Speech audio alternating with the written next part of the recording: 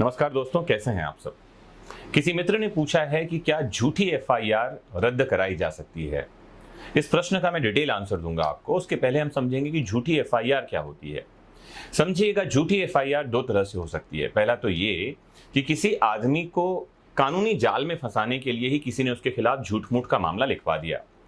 कई बार ऐसा देखने में आता है कि प्रॉपर्टी के जो झगड़े होते हैं, पारिवारिक झगड़े, उसमें जब एक आदमी दूसरे के खिलाफ कोई मामला दर्ज करवाता है तो उसमें क्योंकि एक परिवार को दूसरे परिवार के सभी सदस्यों का नाम पता होता है, कौन कौन क्या क्या कर रहा है उसकी जानकारी होती है, तो वो सभी के नाम उम्र के साथ लिखवा देते हैं कि ये आदमी अपराध में शामिल था। कई बार ऐसा होता है, घरेलू हिंसा वाले मामलों में ऐसी बातें आती हैं कि मान लेते हैं पति ने पत्नी के साथ क्रूरता की है या सास की बहू के साथ नहीं बन रही है, तो जब कभी एफआईआर या शिकायत की जाती है तो हर उस एक परिवार के सदस्य के खिलाफ शिकायत लिखवा दी जाती है जिनको जिनको वो महिला जान रही है या जिनसे जिनसे कभी वो संपर्क में आई है। कई बार पुलिस और दूसरे पार्टी की मिलीभगत के कारण भी ऐसा देखने में आता है कि झूठी एफआईआर दर्ज हो गई है। तो एक बार झूठी एफआईआर दर्ज अगर हो जाए तो परेशानी ये है कि व्यक्ति घबरा जाता है और कानून के जाल में फंसकर रह जाता है।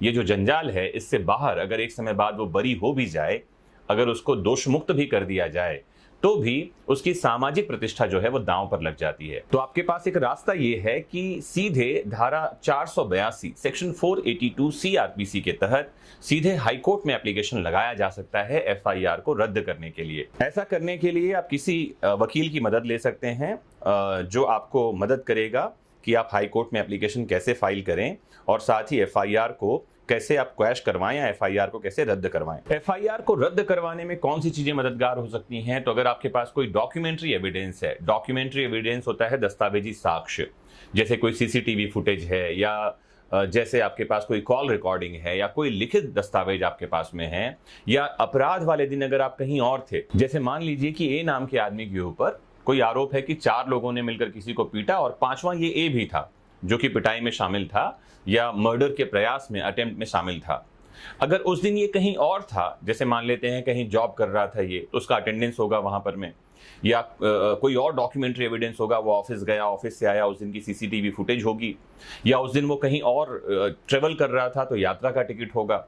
तो कोई ऐसे दस्तावेज चाहिए होते हैं जो आप हाईकोर्ट के सामने रखें और अपनी बेगुनाही को बताएं कि आप किस तरह से बेगुनाह हैं और आपको किस तरह से क्यों फंसाया जा रहा है। अगर आप ऐसे कोई सबूत देते हैं तो हाई कोर्ट ऐसी किसी झूठी एफआईआर को रद्द करने का अधिकार रखता है। आपको ये भी बता दूं कि हाई कोर्ट में जब आपका मामला चल रहा होगा या आपकी एप्लीकेशन सुनी जा रही होगी, तो उस दौरान पुलिस जो याचिका करता है, जिसके खिलाफ एफआईआर हुआ था, उसे किसी भी तरह की कानूनी कार्यवाही उसके खिलाफ नहीं कर सकती।